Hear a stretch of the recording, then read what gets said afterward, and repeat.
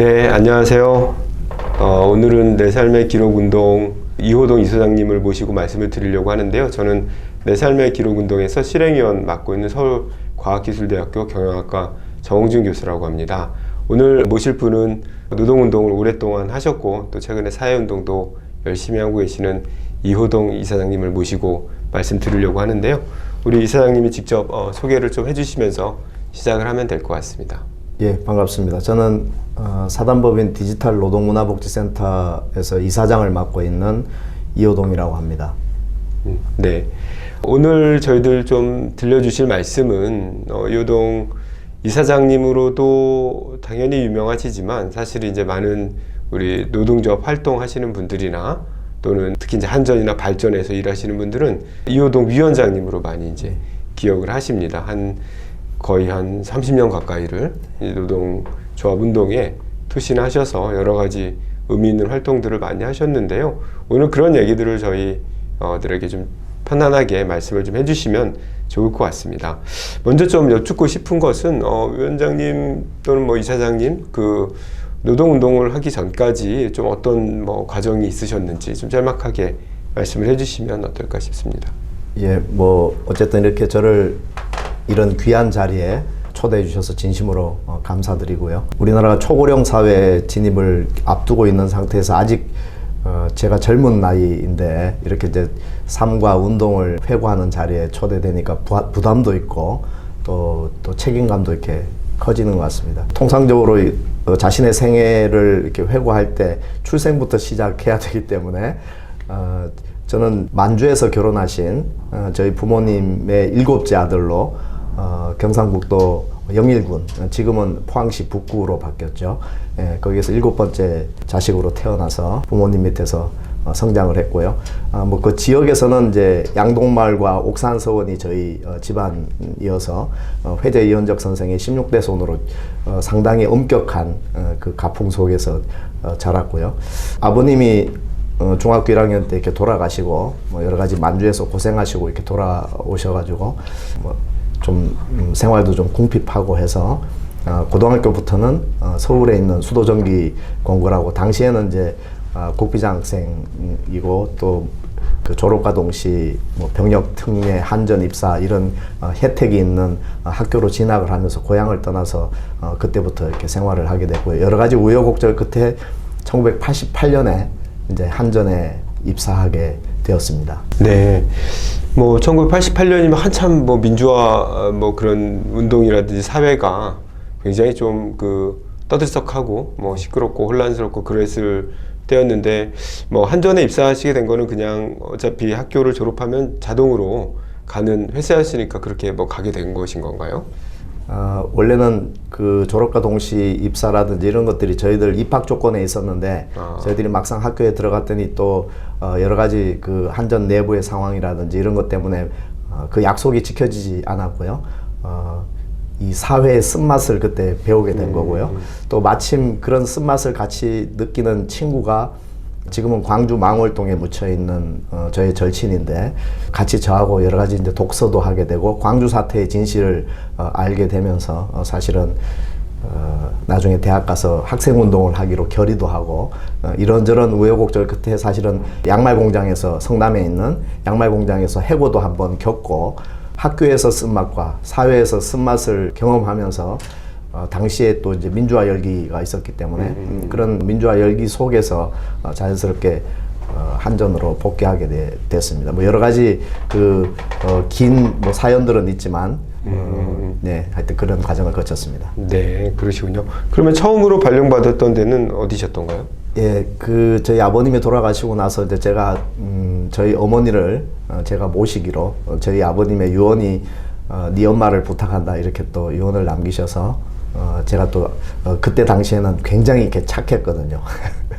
그래서 아버님의 유언을 따르기 위해서 이제 제가 어머니를 모시겠다고 이제 가족들한테 이제 선언을 했기 때문에 한전에 입사해서는 여러 가지 저를 지도해 주신 교수님들이나 그 연수원에서 뭐 이런 분들께 꼭 저는 포항 근처로 우리 어머니 모시러 이렇게 가야 되기 때문에 발령을 그쪽으로 내달라고 부탁도 드리고 이제 그래서 저희 고향에 가까운 울산으로 이제 발령을 받아서 또 마침 또 노동운동의 메카로 불리는 울산으로 가게 됐습니다. 네.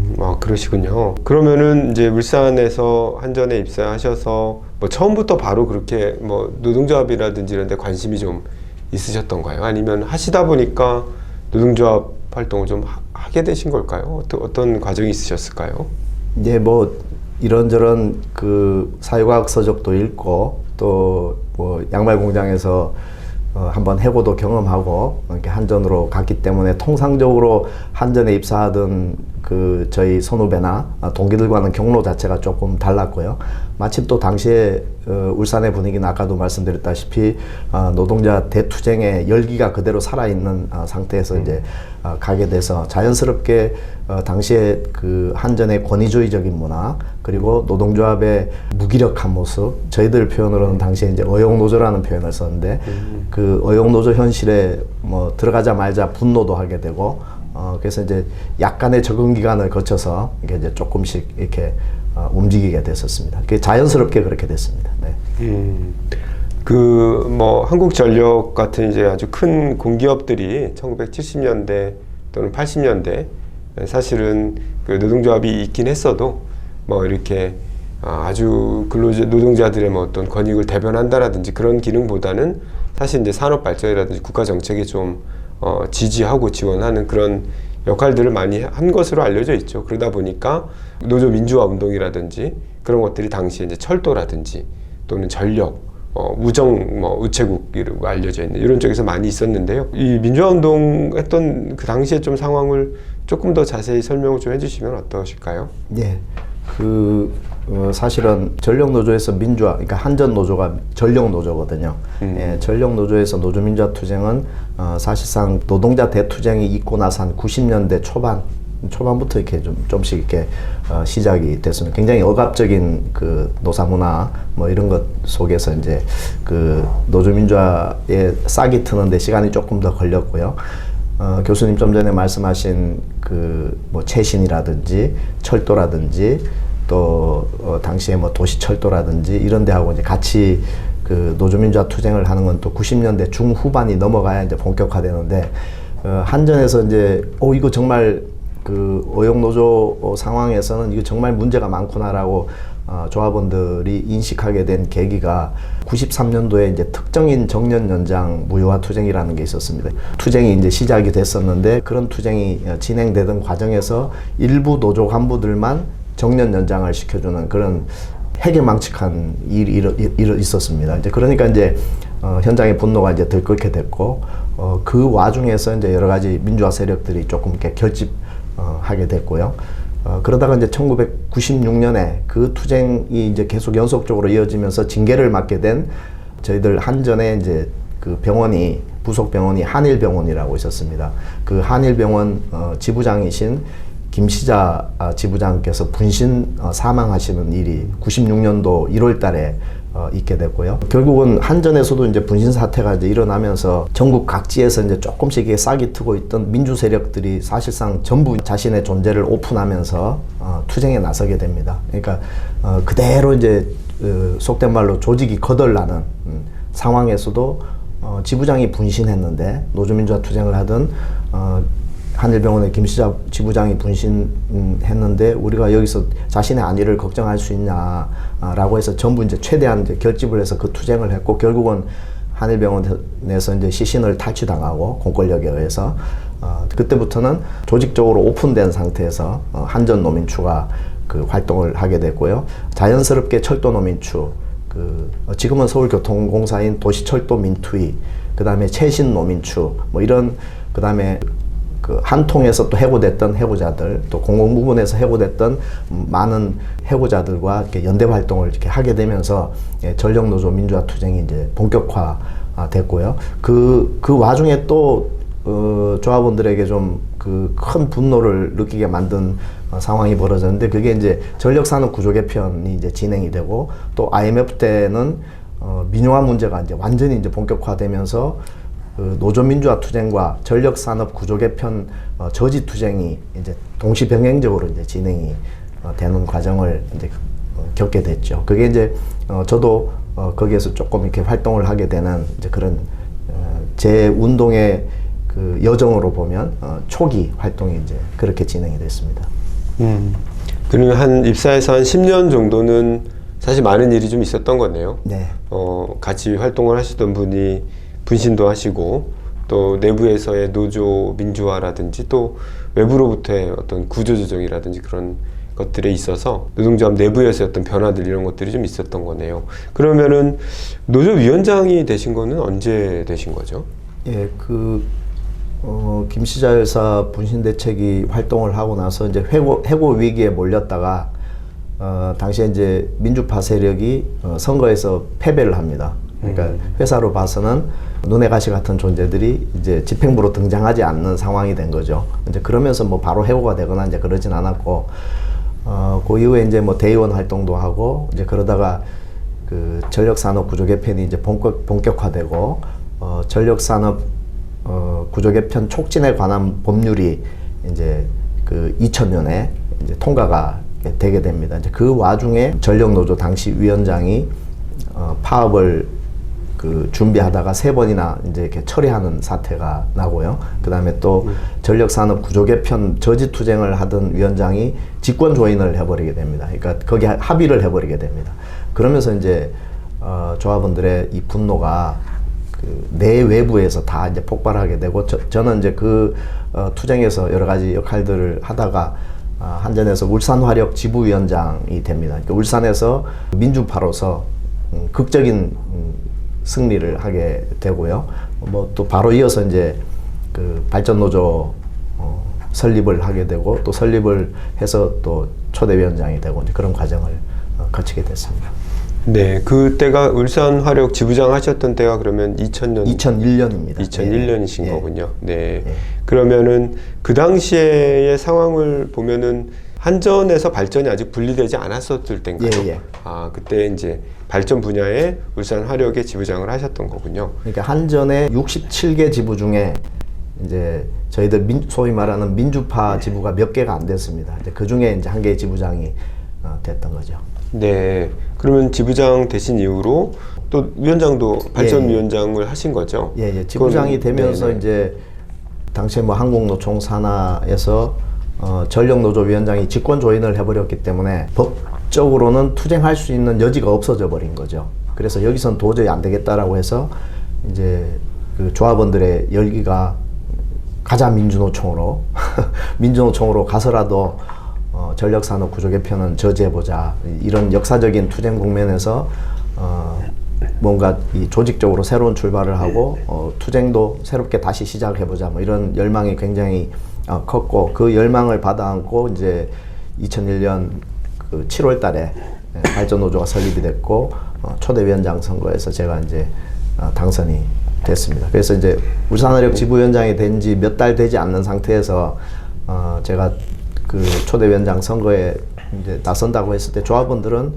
이제 제 개인의 미래에 대해서 굉장히 염려를 많이 했죠.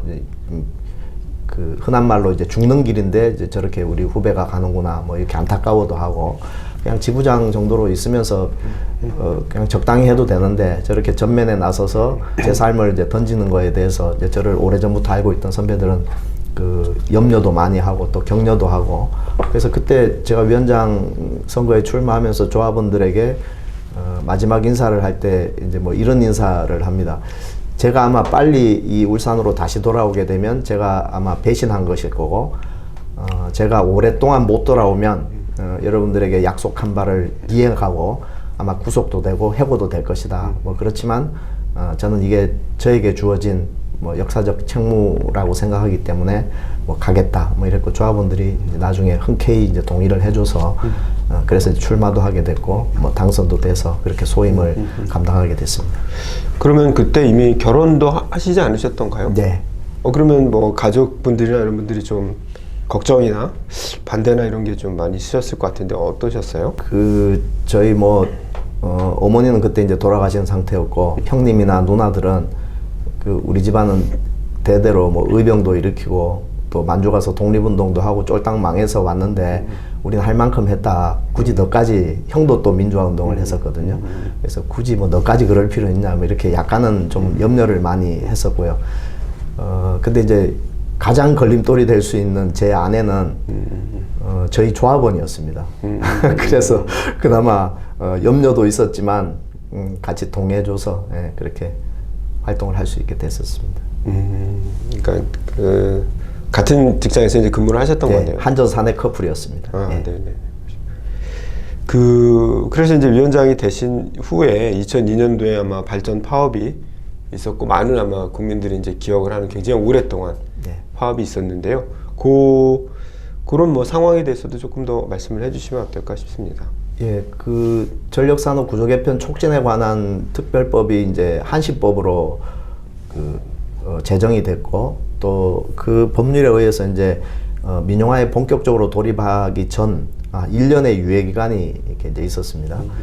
근데 이제 여야 만장일치로 법이 통과되고 1년의 유예 기간도 지난 상태에서 갑자기 이제 파업을 하겠다고 하니까, 이제 정부에서나 또 회사 고위층이나 이런 분들은 이미 이제 다 끝난 문제다라고 이제 생각을 하고, 대신 이제 이름하여 강경파 위원장이 이제 당선이 돼서 뭔가 하긴 할 텐데, 이제 반신반의 또 하고요. 그 다음에 이제 전력산업이라는 이 국가기관 산업의 특수성, 중요성 이런 것 때문에 과연 파업까지 갈 수 있겠냐. 이미 그 전에도 3번이나 파업하려다가 못했는데, 이제 그런 반신반의하는 시각들이 존재했는데, 저는 더 이상 다른 방법이 없다. 우리는 파업 3번 준비하다가 못했고, 또 이렇게 법률까지 통과된 마당에 이 문제를 전 국민들에게 알려야 되겠다. 대신 그러는 과정에서 우리는 굉장히 큰 희생을 치를 수밖에 없다는 걸 이미 이제 알게 됐고, 그래서 이제 그런 것들을 이제 조합원들하고 또 노조 간부들하고 토론을 짧은 시간이지만 많이 했습니다. 아마 우리가 실제로 파업이 들어간다면 거의 104년 만에 첫 파업이 되고, 전력산업에서 유례 없는 파업을 할 텐데, 그렇다고 해서 우리가 흔히 얘기하는 파업 교과서에 나오는 생산을 멈춰서 타격을 주고 그것을 통해서 우리 목적을 달성한다, 이런 교과서적 의미의 파업은 하기 어렵다, 이 기관 산업에서. 그리고 전력 산업이 실제로 전기가 공급 중단됐을 때 일어나는 여러 가지 불행한 사태, 이런 걸 가지고 우리가 투쟁의 도구로 사용하기에는 너무나 부담스럽기도 하고, 그건 안 되니 어쨌든 우리가 파업 전술을 아주 지혜롭게 이렇게 짜보고 국민 여론을, 어쨌든 여야 만장일치로 법률이 통과된 이 마당에 우리가 이걸 돌이키기에는 굉장히 버거운 문제이긴 하지만, 그래도 직접 호소하는 것이 우리가 전력산업에 종사하는 노동자로서, 또 공기업에 근무하는 직원으로서 우리가 마땅히 해야 될 도리다. 그래서 이제 어쨌든 그런 부분에 대해서 이제 토론들을 했고, 조합원들도 동의해서 그렇게 이제 같이 준비하게 됐고, 저는 선거운동 때부터 배신 없는 투쟁으로 답하겠다. 그게 제 선거 캐치프레이즈였습니다. 왜냐하면 3번이나 파업을 철회를 한 상황이었기 때문에 저마저 이렇게 조합원들을 속인다든지 그랬을 경우에는 거의 노동조합의 존립이 위태로울 정도이고, 또 제 삶에 있어서 굉장히 중요한 결단의 시간이었고, 결단의 이 위치에 있으면서 그렇게 배신한다는 거는 저로서는 제 자신에게 용납할 수도 없었고, 그래서 이제 각오를 했었기 때문에 마음은 좀 편한 상태에서, 대신 이제 몸은 좀 고단했죠. 고단했지만 그렇게 준비를 차근차근, 긴 시간은 아니었습니다. 근데 이제 발전노조를 설립하고 나니까 회사 측에서도 좀 전에 말씀드렸던 강경파 위원장이기 때문에 탄압이 바로 이렇게 들어왔고요. 새로 설립한 노조지만 전력노조에서 발전노조로 이제 조직 전환을 한 것인데, 단협승계라든지 조합비 체크오프라든지 이런 것들이 우리가 흔히 얘기하는 단체협약의 채무적 부분 이런 부분들을 거의 이렇게 해주지 않았습니다. 그래서 이제 굉장히 좀 힘든 상황이었지만 기쁜 마음으로 이제 준비를 했고요. 근데 이제 정부에서도 요지부동이었고 방법이 더 이상 없다라는 판단이 드는 시점쯤에 이제 파업에 돌입을 하게 됐죠. 그 파업을 한 가장 큰 이유가 뭔 거죠? 많은 사람들이 아마 그 잊어버리셨을 것 같은데. 예, 기본적으로는 이제 전력산업 구조 개편에 대해서 이제 국민들도 이미 이제 다 동의를 한 여야 만장일치로 법률이 통과됐으니까 동의를 했으니까 그러면 좀 더 우리 국민들에게 현재의 상황에 대해서 정확하게 이해할 수 있는 그 요구와 목적을 제시하자. 그래서 이제 발전소 매각이라고 이제 정확하게 요구를 걸었죠. 그러니까 발전소 매각 저지, 예, 전력산업 민영화 철회 가장 강력하게는. 그 다음에 이제 저희들의 또 요구 조건을 걸어야 되니까 당시에 탄압을 받았다고 그랬지 않습니까? 단협 쟁취 이런 거를 그러니까 우리가 또 조정도 거쳐야 되기 때문에 단협 요구안도 넣고 해서 그렇게 그러니까 민영화 철회, 단협 쟁취 이런 걸 걸어서 했습니다. 네, 그러니까 큰 전력 산업의 한전이라는 회사가 이제 발전 분야, 발전하는 영역을 분리해서 매각을 하려고 했었기 때문에 그걸 이제 저지를 하신 거네요. 꽤 오랫동안 파업을 하신 걸로 기억을 하는데 며칠이었죠? 38일간 했어요. 38일이요? 네. 공공기관에서 38일 파업을 특히나 이제 이런 전력을 다루는 영역에서 쉽지 않은 기간인데요. 네. 이거 가능했던 이유가 뭘까요? 아니면 압력이 상당히 컸을 것 같은데요. 내외부에서 흔히 얘기하는 회유와 압박 이런 것들이 굉장히 있었고요. 근데 이제 처음에 이제 파업을 들어갈 때는 국가기관 산업 사유화 저지 공투본이라는 걸 만들어서 철도, 발전, 가스 이 3개 산업, 3개 노조가 이제 동맹 파업을 했고요. 철도하고 가스 노조는 여러 가지 그 회사 측과 합의를 하고 이제 복귀를 했습니다. 왜냐하면 거기는 당장 지금 민영화가 이제 착수되는 그런 시기가 아니었기 때문에 일정하게 여러 가지 논의를 하는 그 여지를 남기면서 그렇게 이제 복귀를 했고 저희들은 제가 반복해서 말씀드리지만 이미 특별법이 만들어졌고 특별법상의 유예기간도 지났고 민영화에 이제 막 들어가는 단계에서 이제 저지투쟁을 해야 되는 것이기 때문에 퇴로가 더 이상 없는 거죠. 예, 그렇기 때문에 all or nothing, 예, 전부 아니면 전무 이런 약간은 좀 극단적인 그 상황에 이제 몰려 있는 거여서 조합원들도 우린 방법이 없구나. 정부의 항복은 아니더라도 정부에서 좀 뭔가 시각을 좀 바꿔서 정말 이전에 이렇게 그 민영화를 강행하는 그 수순에서 이제 바뀌도록 하는 것이 이제 어쨌든 주요하다고 조합원들도 많이 이제 동의했고 어쨌든 우리가 최대치의 승리를 거둔다면 이제 민영화를 철회하는 것일 거고 그게 안 되면 발전소 매각을 저지하는 것일 거고 그래서 이제 그걸 위해서는 많은 희생과 또 눈물과 땀이 필요할 것이다. 이건 이제 알고 시작을 했는데 그래서 이제 그 공기업에서는 한 7일 정도 무계 결근이 되면 사실은 해고 사유가 되지 않습니까? 그래서 이제 처음에 한 7일 정도 될 때는 언론에서도 저 정도 한 7일 정도 되면 다 복귀할 것이다. 이렇게 이제 예상도 하고 그다음에 그 언론에서 무차별적인 기사들을 썼죠.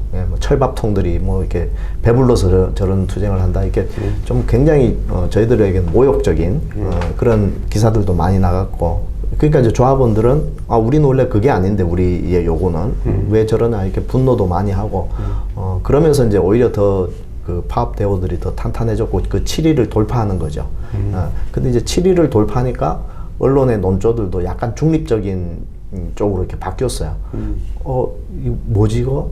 또 7일간 퍼버됐으니 그 이후에는 뭔가 분석 기사를 내야 되지 않습니까? 그러니까 이제 쭉 그 이전에 있었던 것들을 이제 좀 분석해서 다루고 이러면서 이제 약간씩 뭐가 이렇게 변화가 있는 게 보여줬고요. 그 다음에 집행부를 해고를 시켜도 우리는 훈장으로 알겠다 이러면서 기자회견하고 계속 이제 가니까 결국은 여론의 흐름이 바뀌는 걸 느낄 수 있었습니다. 그러고 이제 나중에는 한길 리서치에 의뢰해서 그 여론조사를 했더니 83%가 민영화에 파업이 장기화되면서 민영화에 반대한다는 여론조사 결과가 나왔고 근데 그때는 이제 저희들이 조합원들도 그렇고 너무 힘든 상황이 됐고 민노총을 포함해서 이제 사회 각계각층에서 지지와 연대를 이렇게 보내는 그런 상황이 이제 되긴 했지만 38일이라는 이 공공부문에서 이렇게 장기 파업은 당시로서는 굉장히 이제 버거운 파업이었죠. 예, 그래서 나중에는 이제 저희들이 38일 만에 이제 복귀를 이제 하게 됩니다. 예. 네, 유례 없는 뭐 파업이긴 했어도 뭐 그 덕에 사실은 지금도 이제 발전 영역은 공공기관으로 남아 있는 거죠. 한전 자회사 형태로 해서 상당히 의미 있는 역할을 하셨다고 보는데요. 뭐 사회적으로는 그렇지만 개인적으로는 좀 많이 힘드셨을 것 같아요. 그래서 결국 해고되지 않으셨나요? 예, 뭐 네. 수배 생활도 하고 네.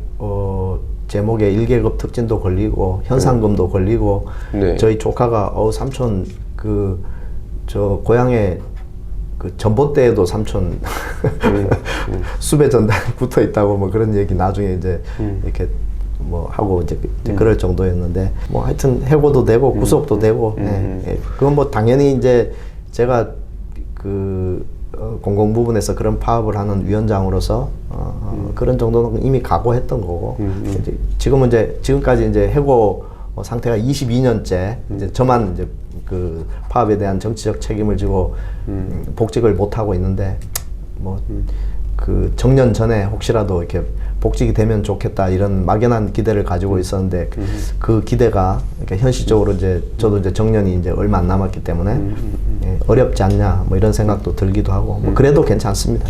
저로서는 영광스러운 그 싸움이었고 또 그 결과가 나중에는 이제 정부에서도 그 민영화를 어쨌든 경영권 매각 방식을 중단하는 근데 선회를 했죠.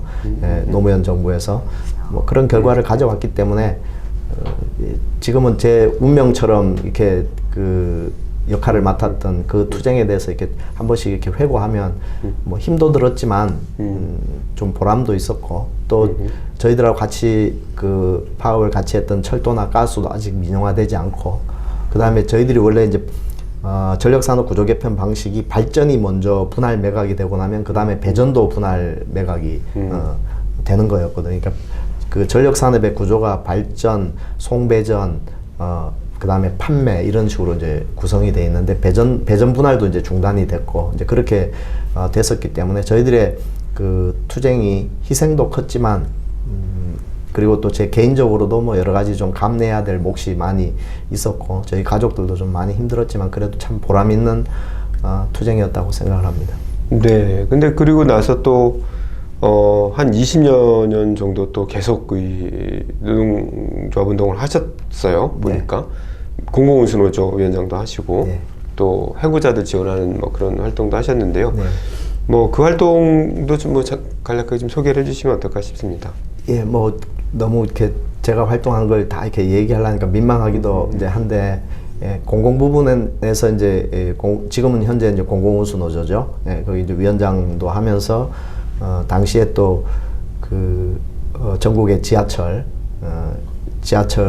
인력 감축 문제 또 그걸로 인한 그 사고, 시민 안전 문제 이런 걸 이슈화시키는 그런 파업이 있어서 뭐 그런 투쟁도 하고 또 여러 가지 공무원 노조 파업도 지원하고 이러다가 이제 그 공공 당시에는 연맹이죠. 공공연맹 위원장 임기를 마치고 나서는 제가 그 제 조건인 해고자로서 해고자 운동을 좀 해야 되겠다. 어려운 노동자들의 삶과 또 그들의 처지를 대변하는 역할을 해야 되겠다라고 해서 해고자와 비정규직 투쟁에 좀 집중하겠다라고 해서 그 이후에는 쭉 민주노총 해고자 복직투쟁특별위원회 위원장, 약칭 전해투 위원장도 하고 그 다음에 또 민주노총에서 노동위원회 사업단장, 제가 이제 중앙노동위원회 위원을 맡으면서 이제 그런 역할도 하고 그러면서 이제 쭉 제 자신에게 약속했던 노동운동을 겸손한 자세로 쭉 계속 하겠다는 제 자신과의 약속 그리고 좀 거창하게는 역사와 운동과 조직 앞에 부끄럽지 않게 제가 달릴 수 있는 그날까지 제가 조합원으로 있는 그날까지는 역할을 충실히 감당하겠다는 그 약속을 이렇게 지키기 위해서 그렇게 좀 부족하지만 이렇게 달려왔던 것 같습니다.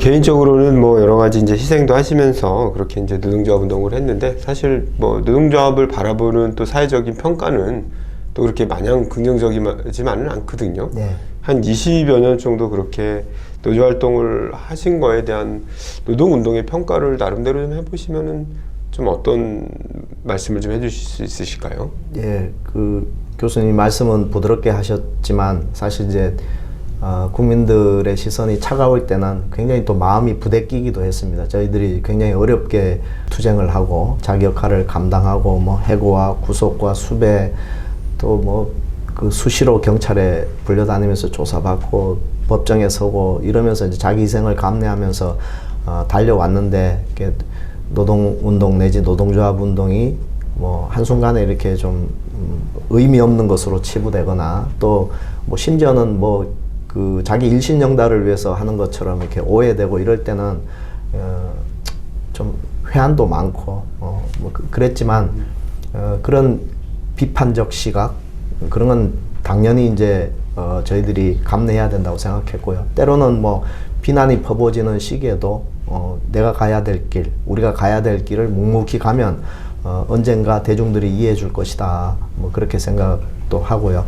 그 다음에 이제 그 반면에 또 자기 혁신을 위한 노력, 그러니까 우리 운동의 그 여러 가지 문제점들, 뭐 이런 것들을 혁신하기 위한 그런 노력도 게을리하지 않아야 된다 이런 생각도 하고, 그 다음에 저희들이 운동의 전략으로서의 뭐 지향이라든지 이런 것들도 좀 많이 제가 이제 에너지 산업에 있어서 지속 가능한 에너지 체제로의 전환, 이게 전환 문제에도 관심을 많이 이제 가졌었는데 저희들이 전환해야 될 부분은 또 혁신과 전환을 통해서 또 새롭게 달라지는 면모일신 뭐 그런 것도 굉장히 중요하고 또 새로운 세대들이 요구하는 것들이 또 다르기 때문에 그런 것들을 어떻게 운동적 과제로 모아낼 거냐 그런 것들이 굉장히 좀 힘도 들고 또 그런 요구들이 쏟아지는 것에 대해서 저희들이 또 역량의 한계라는 게 존재하기 때문에 부족했던 부분에 대해서는 제가 일정하게 운동의 리더로 있었던 사람의 한 사람으로서는 또 반성과 성찰을 또 하기도 하고 또 후배들에게는 우리가 못했던 것들을 좀 잘 극복해달라 이렇게 부탁도 하고 뭐 그렇게 하고 있습니다. 네. 뭐 거의 한 30년을 돌아보면은요. 그래도 개인적으로 좀 이건 상당히 의미가 있었고 뭐 그런 것이 있으면 좀 소개를 해주셨으면 좋겠고요. 또 마찬가지로 이건 진짜 어려웠다 뭐 그런 게 좀 있으시면은 말씀을 좀 나눠주시면 어떨까요? 예, 뭐 나름 의미와 보람을 찾을 수 있는 부분은 아까 말씀드렸던 대로 저희들이 이제 이 공공부문의 민영화 저지 투쟁, 특히 이제 공공성 강화를 위한 노동조합의 사회적 책임을 저희들이 이제 여러 가지 희생을 치르면서 이제 했던 부분에 대해서는 의미와 보람을 뭐 찾을 수 있고요. 그 다음에 우리 사회의 어려운 노동자들과 함께 이렇게 제가 나름 뭐 이렇게 같이 달렸던 것, 힘은 들었지만 뭔가 마음이 고되긴 했지만 그 부분도 나중에 지금보다 조금 더 나이 들었을 때 제가 회고해 보면 참 좀 보람이 있었다라고 생각하지 않을까 뭐 이런 생각을 하고요. 아쉬운 점은 조직에 이 혁신이 필요할 때 그 기득권, 우리 조직 내에 늘 존재하는 그런 기득권, 그 다음에 경직성 이런 것을 이제 부딪혀서 싸워 나갈 때 굉장히 이제 힘도 들었고 또 굉장히 뭐 어떤 때는 외롭기도 했고 그래서 참 조직에서 혁신을 외치고 그걸 완성해 가는 데는 참 많은 눈물과 희생이 필요하구나 이런 걸 많이 이렇게 느껴서 노동운동의 자기혁신 과제 이런 것들을 후배들한테 이렇게 넘겨줘야 되는 이제 시기가 됐기 때문에 그건 좀 저로서는 굉장히 좀 아프게 생각하는 부분이고요.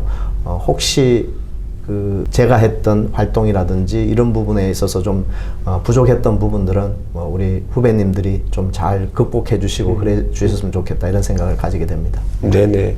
아마 뭐 마지막 이제 질문이 될 것 같은데요. 최근에는 이제 노동조합 활동은 조금 정리를 하시고 뭐 공부도 또 하셔가지고 박사학위도 받으시고 경영학 박사학위도 받으시고 또 계속 공부도 하시고 여러 사회운동을 하고 계시는데요. 최근 활동을 좀 소개해 주시면 어떨까 싶습니다. 예, 뭐 본의 아니게 인생의 전환점에 서게 됐는데 2021년에 큰 교통사고를 이렇게 당했고 그게 이제 코로나 시기였기 때문에 또 이 면역력이 약해서 또 격리 생활을 한 2년 가까이 하면서 이제 재활 치료를 계속 받았는데 그 기간에 이제 공부를 조금 이렇게 해서 미뤄두었던 이제 뭐 학위 취득도 하고 이제 이렇게 이후에 이제 연구 활동에 이제 조금씩 이렇게 이제 하고 있는데 사실은 그 이전부터 사회복지 문제라든지 이런 분야에 조금씩 관심의 영역을 이렇게 넓혀 왔었고요. 그러다 보니까 자연스럽게 이제 해고자 비정규직들이 이제 심신치유가 필요할 때 그 자기 마음을 이렇게 다스릴 수 있는 그런 작은 공간이 있었으면 좋겠다라고 해서 이제 지금 현재 이사장을 맡고 있는 사단법인 디지털 노동문화복지센터에서 해고자 쉼터를 이제 운영을 해왔습니다. 한 7년 정도 됐거든요.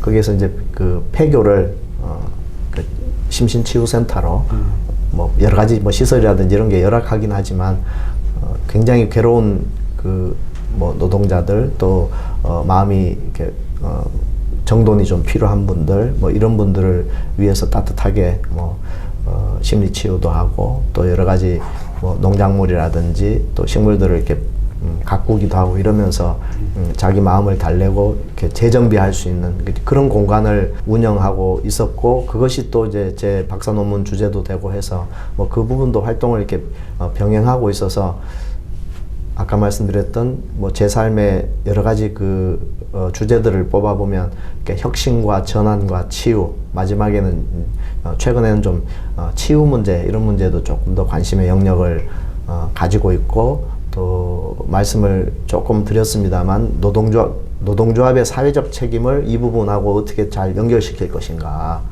노동조합이 단순히 자기 이해 대변 기구로서의 역할만 할 것이 아니라 담장을 넘어서 우리 사회에 그 정말 도움이 필요한 분들 그런 분들에게 조금 기댈 수 있는 둔덕으로서의 역할 뭐 그런 것도 했으면 좋겠다. 뭐 직접적으로 그렇게 못하면 여러 가지 법 제도라든지 이런 것들을 바꾸기 위한 그런 노력들이 내셔널센터, 총연합단체, 민요총이나 한국노총 이런 단체에서도 이렇게 할 수 있도록 했으면 좋겠다라고 하는 뭐 그런 논문도 좀 쓰고 그런 활동들을 병행하고 있는 중입니다. 한 30년 정도 이렇게 노동운동을 하시고 또 노동운동을 일선에 있지는 않지만 그 외곽에서 이제 여러 어려운 노동자들을 또 지원하고 이런 활동을 하시는 규감을 좀 보여주시는 것 같은데요. 그 뭐 남은 100세 시대라고 하잖아요. 사실은 이제 앞으로도 생각보다는 연세가 그렇게 많이 되시지는 않으셔서 네. 그 아마도 더 많은 활동들을 기대해 볼 수 있을 것 같은데요. 이후에 뭐 어떤 활동을 좀 해보고 싶으신지 그런 계획 같은 게 있으시면 말씀해 주시고 예. 마무리를 했으면 좋겠습니다. 예. 네. 일단은 그 제 삶의 약간의 전환점이 이제 큰 사고 이후에 이제 치료와 운동 그리고 이제 뭐 부족하지만 글쓰기와 연구 활동 이런 것들을 하고 있기 때문에 거기에서 뭐 크게 뭐 벗어나지는 않을 것 같습니다. 근데 이제 어쨌든 사회를 바꿔 나가는 데 있어서 중요한 것이 이렇게 정치인데 이 정치를 어떻게 바꿔 나갈 것인가에 대한 고민도 과거에 이렇게 좀 해보기도 했습니다만 그걸 직접 노동조합 운동이라든지 노동운동의 일선에 있으면서 이제 집중하다 보니까 그런 건 이제 못했는데 그런 부분에 대한 고민을 좀 심화시키고 연구 활동도 이렇게 좀 같이 조금 결합시키는 활동을 좀 해봤으면 좋겠다. 뭐 기존에 제가 그 연구하고 있던 노동 문제라든지 또 그 치유농업이라든지 또 복지, 그러니까 노동, 농업, 복지의 연계 문제라든지 이런 것들은 연구 활동으로 계속하지만 이 사회를 바꿔 나가는 데 있어서 유력한 세력 중에 하나인 노동조합의 역할, 특히 이제 노동조합의 정치적 활동 뭐 이런 것은 아직 뭐 우리 사회에서 본격화되지는 못하고 있고 여러 가지 한계 지점이 있습니다만 그런 부분에 대한 고민도 조금 이렇게 심화시키면서 제 이후의 삶은 조금 더 이렇게 그 영역을 확장해서 과거에는 뭐 노동조합을 중심으로 했다고 하면 그것을 조금 더 사회적으로 확장해서 유익한 활동들을 좀 전에 말씀드렸던 그런 몇 가지 주제를 가지고 더 열심히 치열하게 살아보겠다 이런 각오를 가지고 있습니다. 네, 감사합니다. 오늘 내 삶의 기록운동에서 사실 한 30년 이상을 우리 사회 공공성을 강화하기 위해서 노력하고 개인의 희생도 좀 감수하셨던 지금은 이제 디지털 노동문화복지센터 이사장을 맡고 계시는 이호동 이사장님 모시고 말씀을 들어봤습니다. 인사하고 마무리를 하셨으면 좋겠습니다. 네, 감사합니다. 네, 감사합니다.